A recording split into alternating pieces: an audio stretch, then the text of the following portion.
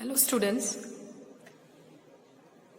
Yes students, in our last video we have studied our first chapter of history, which was rise of British rule in India.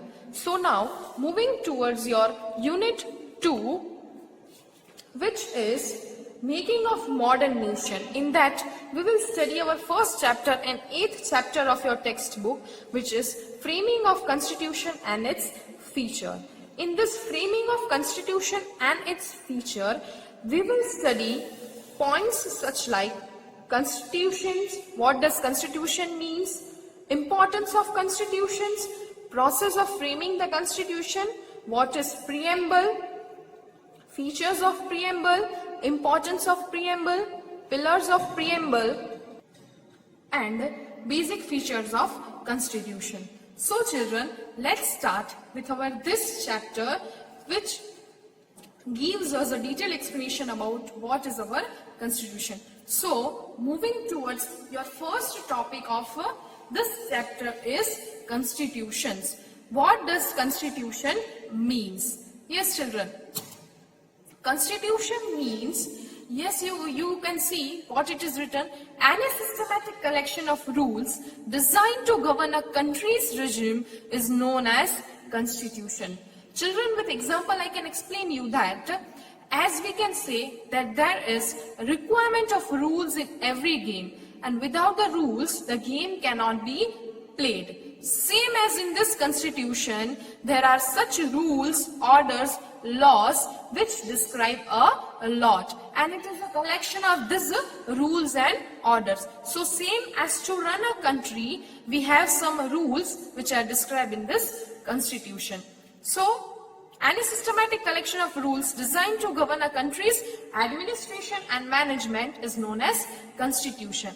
And for the development of country, there should be some law and order in the country. In order to make laws, there should be certain rules. So these rules pertaining to the constitution are there. Children, our next topic is importance of the constitution. Importance of constitution. Constitution is the basic and most important documents. Yes children, underline, it is the basic and most important document. Most important because it describes the rules and orders. The laws of countries are based on the constitutions. All the laws are based on this constitution because it is a systematic collection of these rules. The country's constitution and the constitutional laws should be subject to its relevant provisions. A particular provisions are to be mentioned, a particular laws are to be mentioned in this constitution of each and every countries. The constitution is superior to the laws of the country. Underline, it is a superior, very important pertaining to the laws, each and every country's law. Each country has its particular laws. It is very important, children, see on the screen. Constitution involves periodically changing requirements of the people's aspirations, expectations, interests, as well as emotions which are here. As constitution basically includes what? The changing requirements of the people. First is periodically changing requirements. The changing requirements of the people, aspirations, expectations and interest of the people. It includes high emotions of the people, interest of the people, that what the people are going, what the people are doing, and it is based, it is systematic record of rules are been there. That's the reason constitution is known as a live and basic document. Underline. So as it describes all the live rules and orders pertaining to our country, so it is a live and a basic document. Yes, next children, you can see that in the red highlight, live and basic document.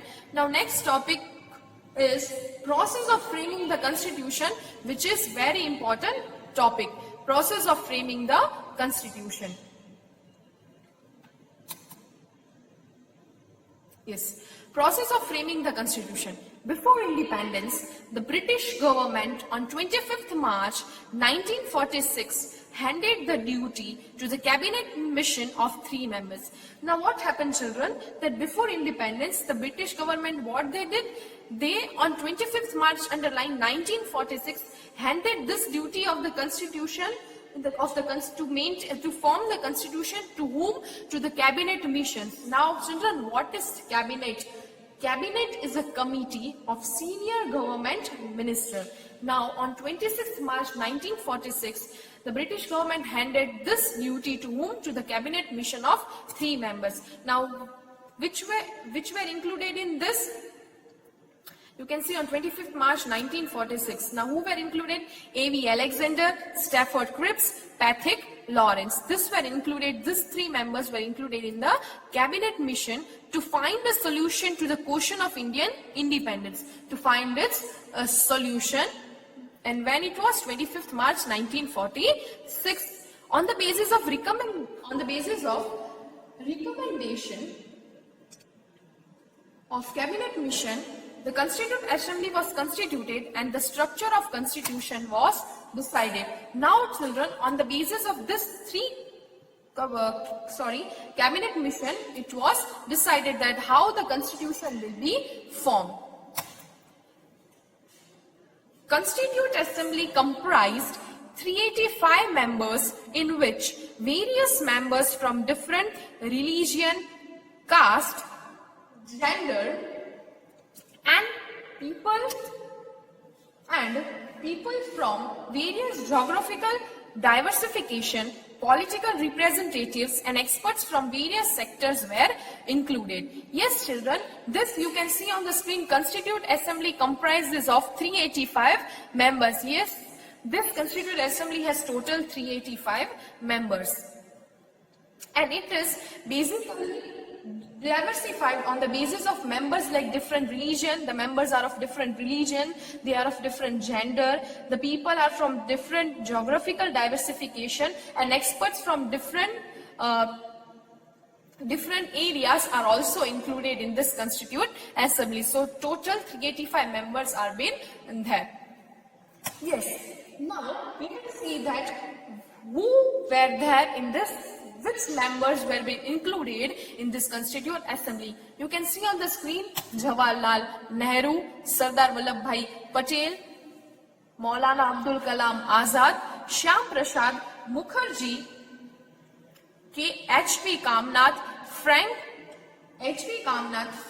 Anthony, Kanhaialal Munshi, Krishnaswamy Iyer, Baldev Singh, Sarojini Naidu,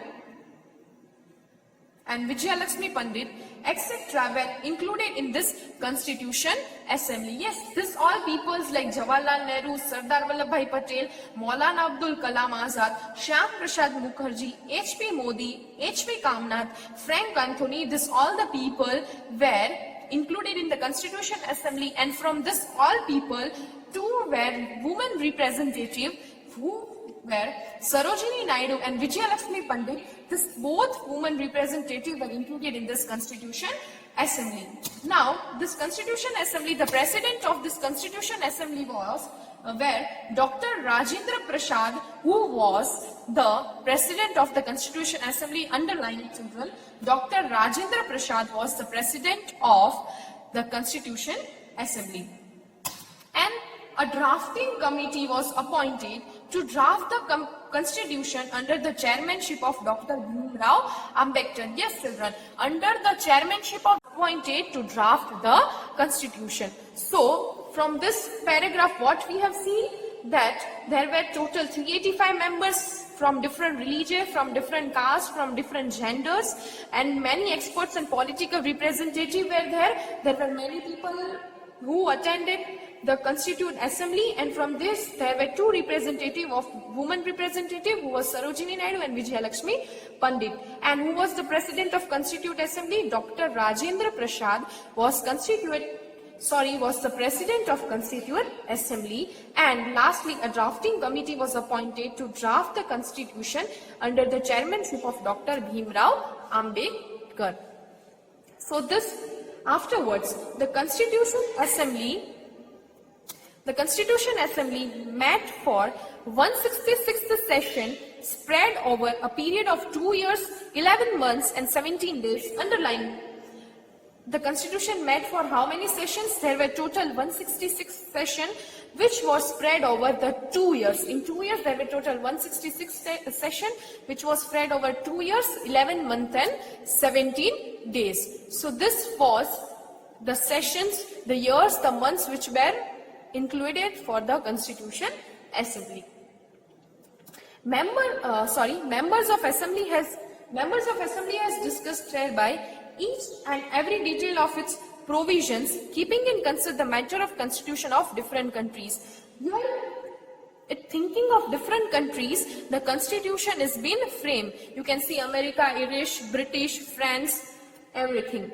In this constitution, underline, in this constitution, there are 295 articles and 8 appendix.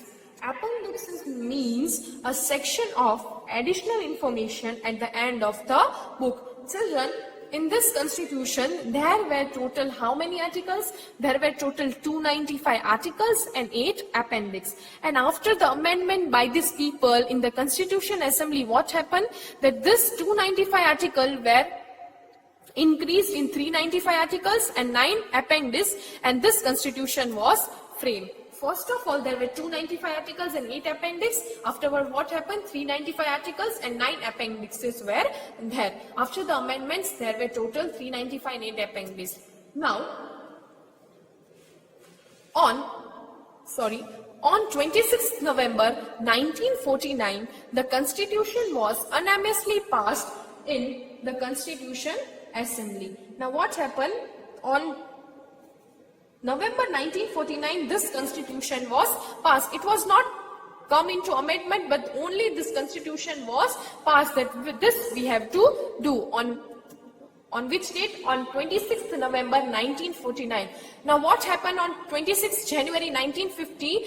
On 26th January 1950, Constitution of India came into existence. Underline, it was passed on 26th November, but on 26th November 1949, it was not came into existence. But when it came into existence, on 26th January 1950, it came into existence. So on 26th January 1950, Constitution of India came into existence and India was declared a republic nation. Yes, children, as we are celebrating a Republic Day, which is on 26th January, so this was the reason behind this, that on 26th January our Constitution of India came into existence and then the India was declared as a republic nation.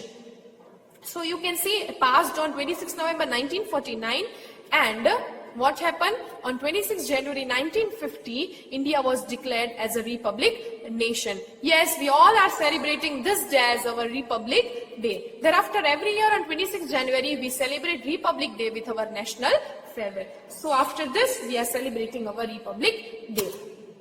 Now children, you can see the picture of the national emblem. In Indian Constitution, we have 4 lions. Yes, you can see in our Constitution we have 4 lions as national emblem, which is our national emblem. And the national slogan, you can see Satyamev Jayate, a slogan Satyamev Jayate has been written on this national emblem, which means truth will always win. So this is our national emblem. The constitutional directive principles of the state policies, you can see citizenship is included, rights and duties are included, directive principle of state policy are included, union state relationships, elections and emergency provisions are also included.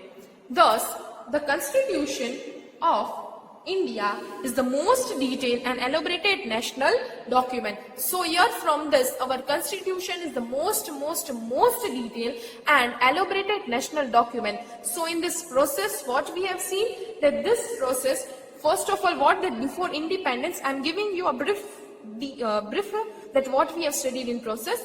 25th March 1946, this duty was handed to Cabinet Mission. What happened? That Constituent Assembly comprises of 385 members from different religion, caste, and this.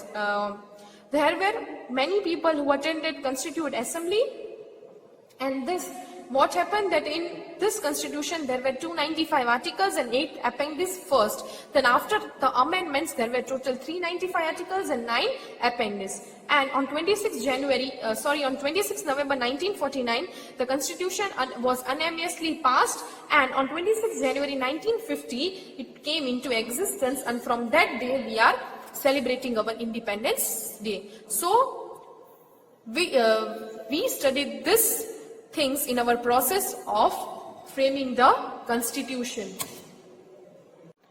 Now our next topic is, what is preamble? Yes, children, preamble is our most important part of our constitution, which gives a lot of knowledge, lot of things which we will study. What is preamble? Preamble is the core and most important part of the constitution. Preamble is the core, means the most important part of something. So preamble is the most important part of the constitution. Indian constitution begins always with the preamble.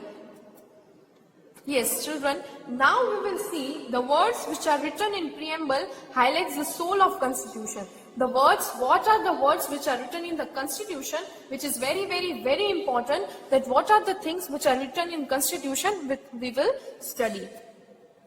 Preamble.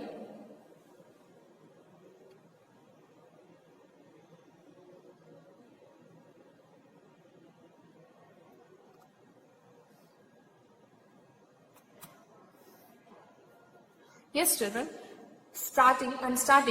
First of all, we will see that what it is written. Preamble, we, the people of India, having solemnly resolved to constitute India into a sovereign, socialist, secular, democratic republic, and to secure to all its citizens. Yes, children, this is the preamble which describes how our constitution should be. What should be included in our constitution? So it is known as the main part of the constitution. Yes, children, what this preamble says? We the people of India, yes, we the people of India having solemnly means deep, sincerely resolved to constitute, means how to make our India, how we people of India, how we will make our India solemnly socialist, sovereign, socialist, secular. Sovereign means extremely independent. Sovereign means we will not dependent on others. Our king or queen should not be there that what they say we have to follow. So sovereign means extremely independent. We will self-independent, so we attain our freedom. Sovereign, socialist means aim to a society. Secular means not religious. Secular means our India should be such type of country that it should not be a region of a particular religions. It should be same for all the religions. So, we, the people of India, having solemnly resolved to constitute India into a sovereign socialist, means we will be self-independent, we will aim to our society, we will be equality, and we will not with a particular religion, but we will have our all the religions in it, and to secure to all its citizens. So first is justice, social, economical, and political. In this, justice means we will have that type of justice which will be beneficial to social, economical, and political. And liberty. We will have liberty means the freedom. We will have the freedom of our thoughts. The freedom should be there of each and every people of their thoughts, of their expressions, belief, faith, and worship. Means the people which are living in India should have the freedom of their thoughts, their own expressions, their belief, their faith, and worship. First, what we have seen, the people should have the justice of their social, economical, and political nature. Then we have seen that all the people should have equal freedom of their thought, expression, belief, and faith.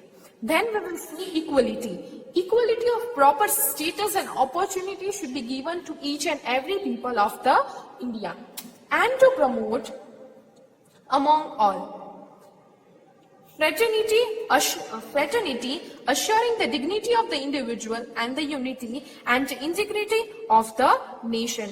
Yes, children, fraternity means a group of people sharing common profession, means there should be a brotherhood in each and everyone. Fraternity means a common brotherhood should be there, the people who are living in the India, assuring that the dignity of the individual and the unity, and there should be a nation. All should be live like an brotherhood.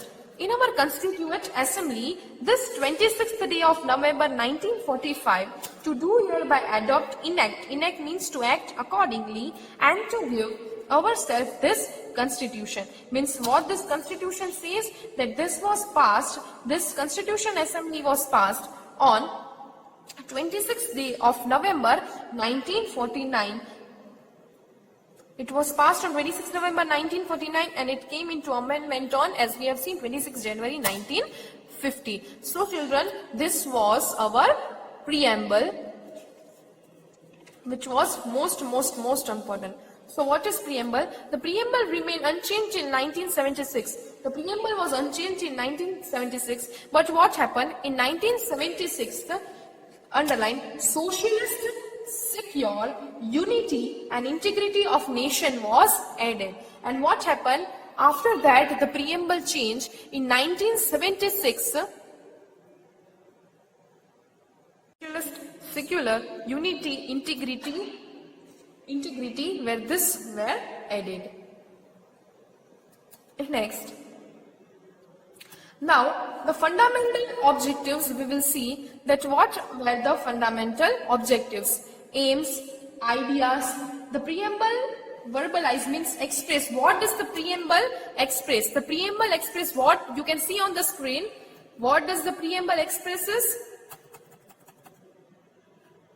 The fundamental objectives, aims, ideas, principles. Okay, so this were included in the preamble. Therefore, the preamble straightway gives a clear insight of rule of welfare. So it gives a clear idea about the rule of welfare. So the preamble reflects Constitution aims side. So children, this we have studied in our preamble, that what was our preamble. Now we will study importance of the preamble. The preamble is the soul of Constitution. As we have seen, it was a core and important part of the Constitution. It was the soul of Constitution. It is an important necessity. Preamble is very important necessity. We have studied our preamble. To understand the framing of any law or its interpretation, preamble gives us proper guidance. We have seen that from the preamble what we studied. From preamble, we have seen that we should give equal justice, we should give equal opportunity, we should give fraternity should be there, liberty should be given, and a proper equality should also be given. To understand the policy behind the framing of any law, preamble plays an important role.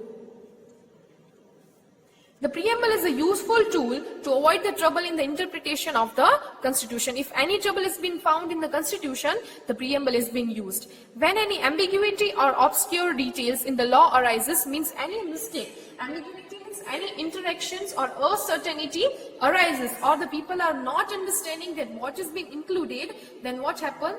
Preamble helps in understanding and interpreting the law.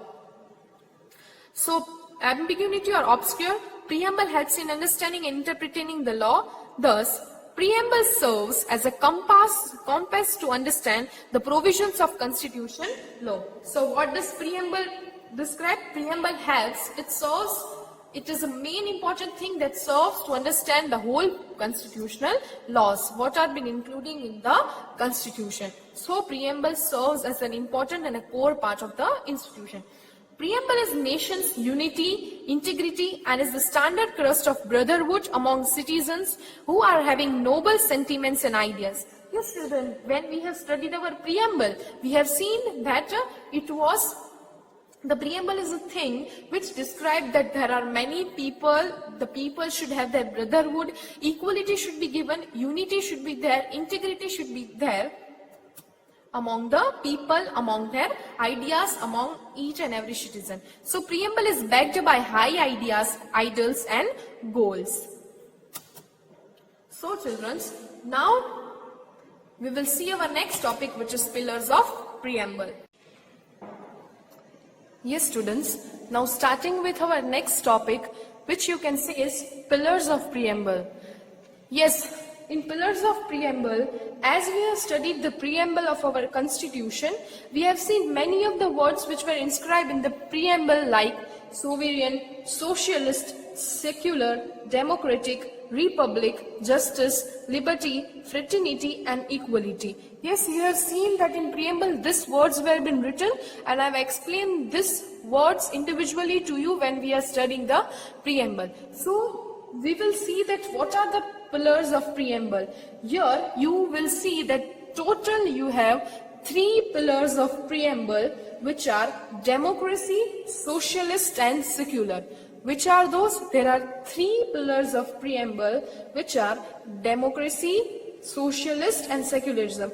These 3 are the main pillars of the preamble. So we will start with pillars of preamble. We, the people of India, sovereign, socialist, secular, democratic, republic, justice, liberty, fraternity, equality. So this we have socialist, secular, democratic. Here we will study the following 3 main pillars of preamble. So how many main pillars of preamble are there? 3 main pillars of preamble are there. Which are they?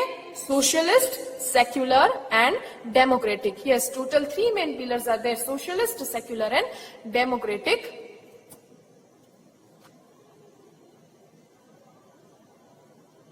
So children, now starting with our first pillar of preamble, which is democracy.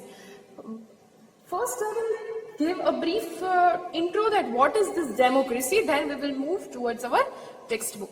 Yes, democracy children, democracy means, as we know, that we are electing the leader of our country. If we want to elect the prime minister, the people are electing the leader, we are giving them the vote, we are voting by ourselves.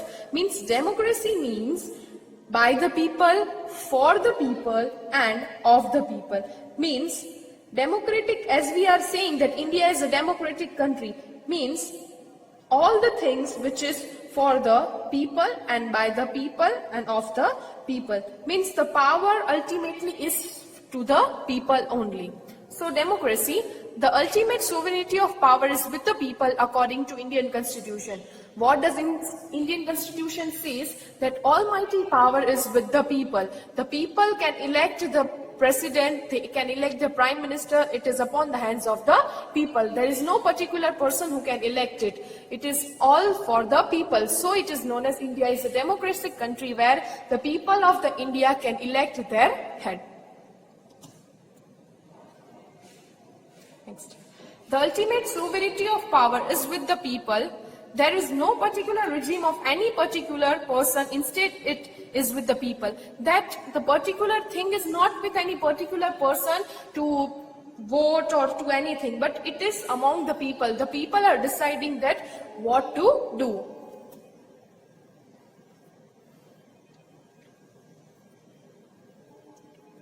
Democracy. Yes. You can see democracy. How this democracy word is been derived. Democracy, the word is derived, you can see demos and kratia. From 2 words it is been derived, demos and kratia. The word democracy is derived from the Greek word demos. Demos means people and kratia means power. So, country's power is not within a group of people, instead it is within the people of the country. Means not a particular group of people is having the power to vote, but the people living in the country has the power to vote. They can among themselves vote, not a group of people is having it power. So the democracy is derived from the Greek word demo means for people and krato means power.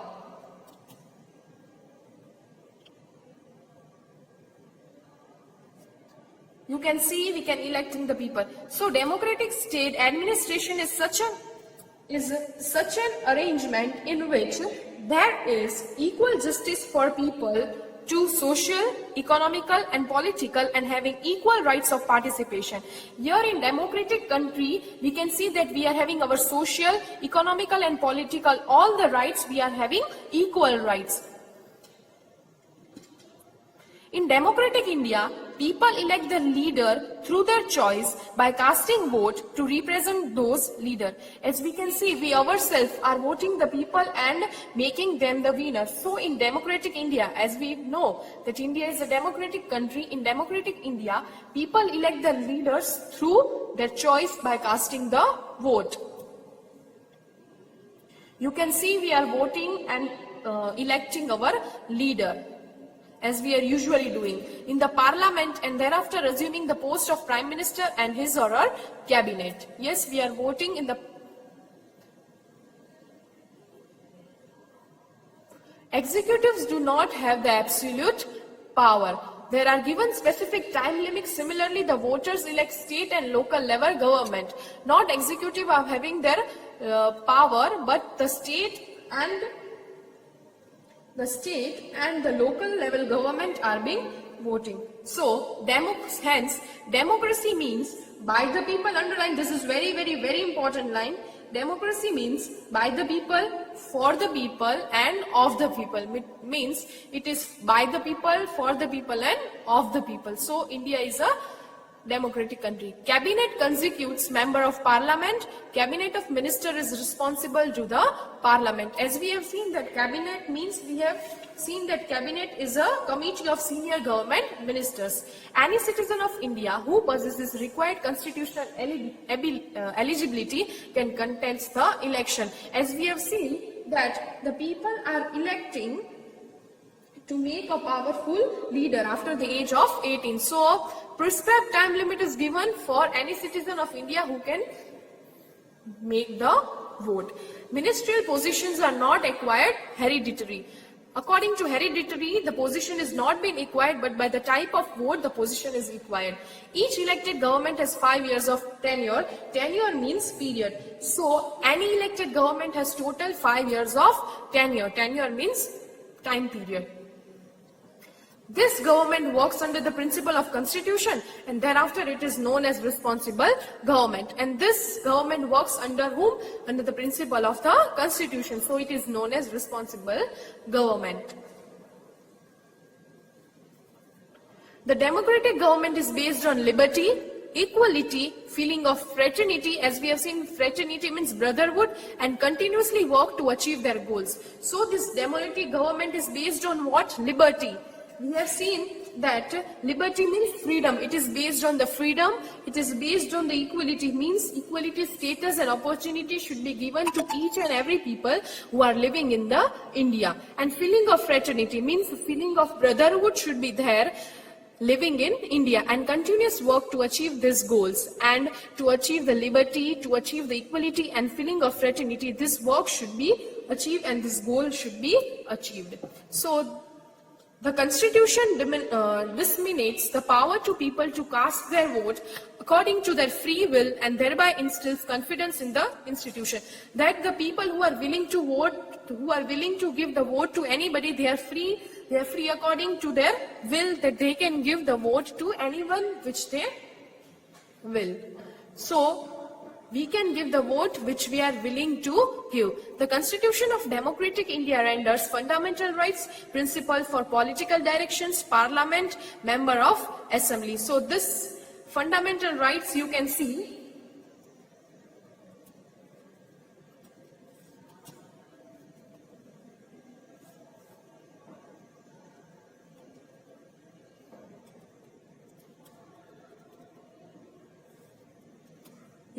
the fundamental rights which are right to equality, right to freedom, right against exploitation, right to freedom of religious, cultural and education rights, right to constitutional remedies, which we have already studied that these are the fundamental rights and principles for political directions, and this the Constitution of Democratic gives us. These rights did the Constitution of Democratic gives to us. So these were the fundamental rights which Constitution of Democratic gave us. Then we will see that principles of political directions. Which are the principle of political directions? Principle of political direction includes principle related to economic policy. Economic policy means it should be for the economic as the economy is poor or good to see that. Principles related to social policy, whether it is beneficial to society or not.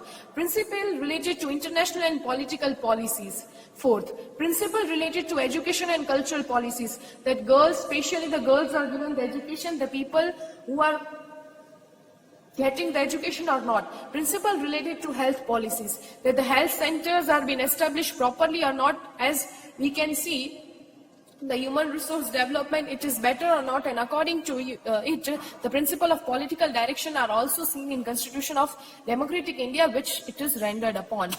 Next is the Constitution of Democratic India renders fundamental, as we have seen, that member of assembly. Independent and impartial justice and election commission are those provisions which make our country democratic in every means. So there should be an independent and impartial justice should be given so that we can make our country a democratic country. It should be impartial.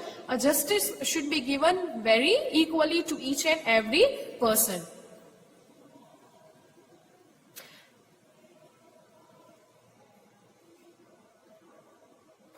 Adult suffrage means the citizen about 18 years of age can cast his or her vote to one's choice of leaders. Adult suffrage means right to vote.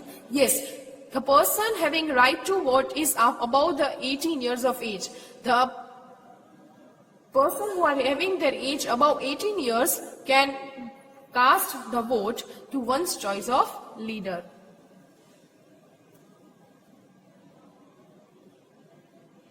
It is compulsory that you should have above 18 years of age. If you are having above 18 years of age, you can cast the vote without discriminating caste, without any discriminating caste, creed, religion, language, without discriminating caste, creed, religion, language, gender, education and income or birth place.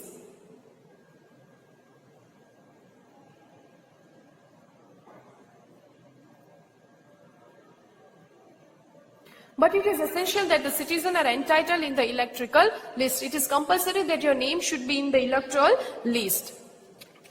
Next is socialist. Children, in democratic, we have seen that democratic means, democratic of pillar of part of preamble, what it suggests that democratic means of the people, by the people and for the people. So democratic means the people of India elect their government by a system of universal added franchise known as one man vote, and it is for the people. The people themselves can vote their leader and make them the head.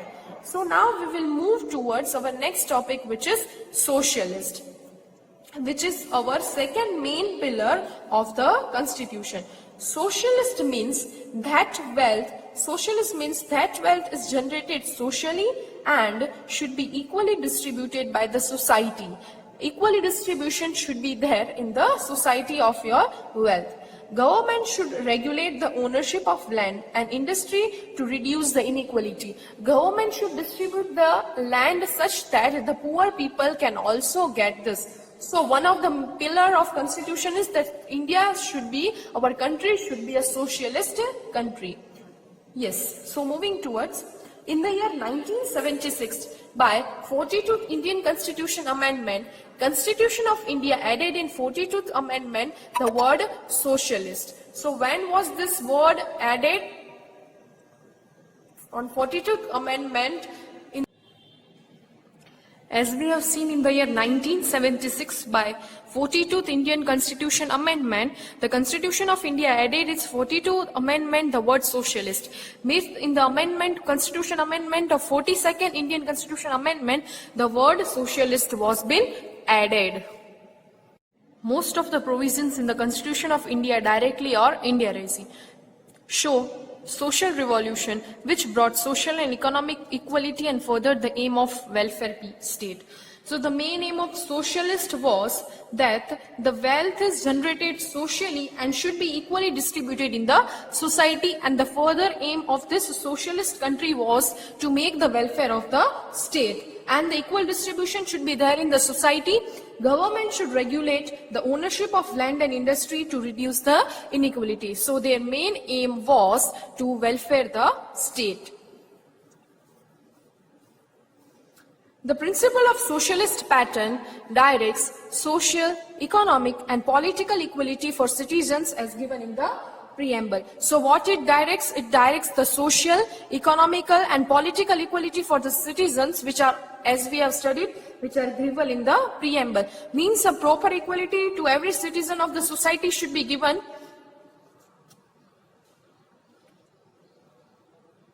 So this is regarded as the prime feature of the state, as it provides the socialist economy of the country. It reflects the fact that India is committed to secure social, economic and political justice for all its people. Means the people living in India are getting its social, economical and political justice, which gives a rise to the India stands for abolishing all the forms of exploitation as well as for securing equitable distribution of income, resources and wealth. So what this socialist economy suggests, that there should be equal distribution of land, money means income, of management, of labor, proper money should be distributed among the people, proper land should be distributed among the people, government should regulate the ownership of land and industry to reduce the inequalities. Labor should be treated properly and management should be done very well properly so that we can achieve our socialist economy. Any one particular person should not have the power over all the asset, but it is according to the group of people. Instead, everyone should have equal opportunity by getting the facilities and provisions from the society and thereby eliminating the discrimination of rich and poor. Yes, in this, everyone should get its equal opportunity by providing the same facilities and provisions from the society, and we should eliminate the discrimination of rich and poor from the society.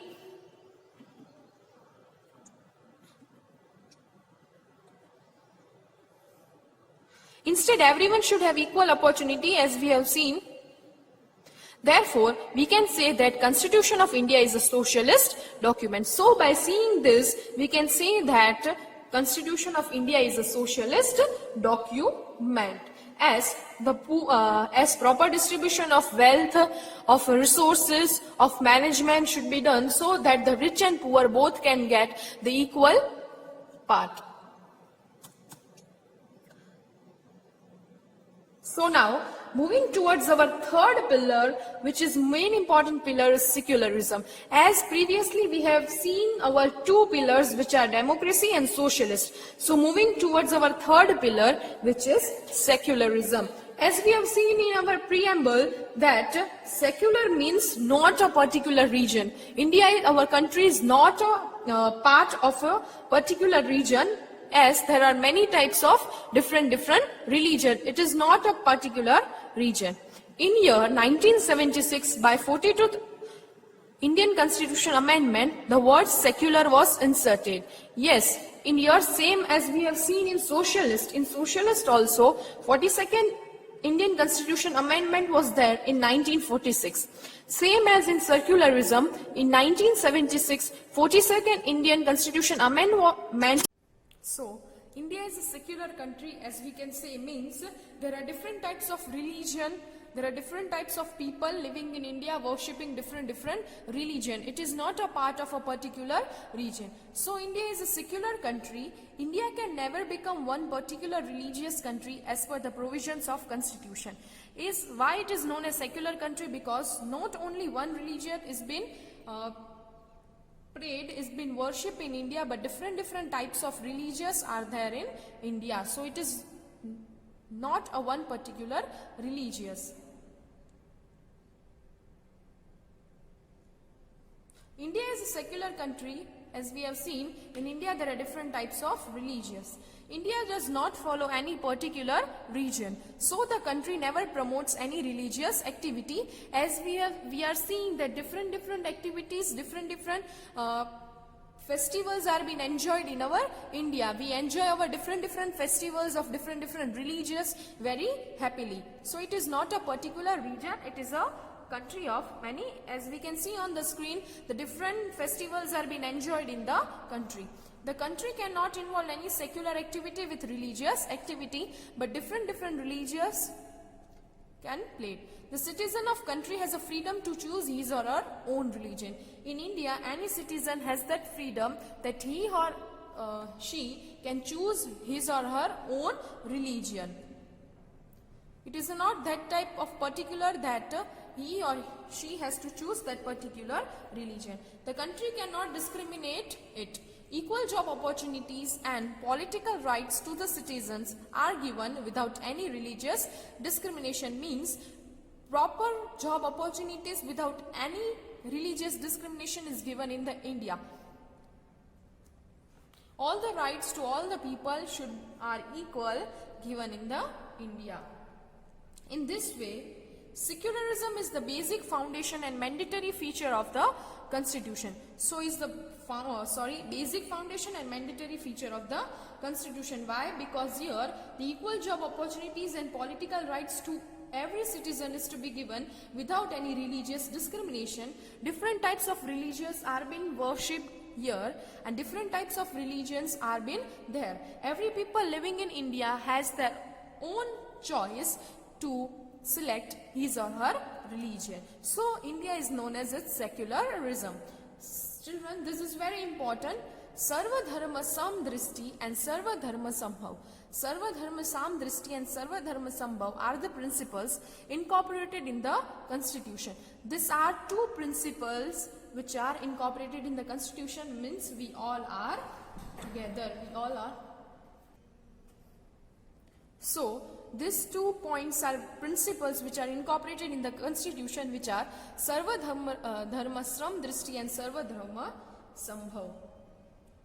So no particular region should be encouraged in any states. There is no prohibition on any citizen to propagate his or her religion, belief, trust and faith.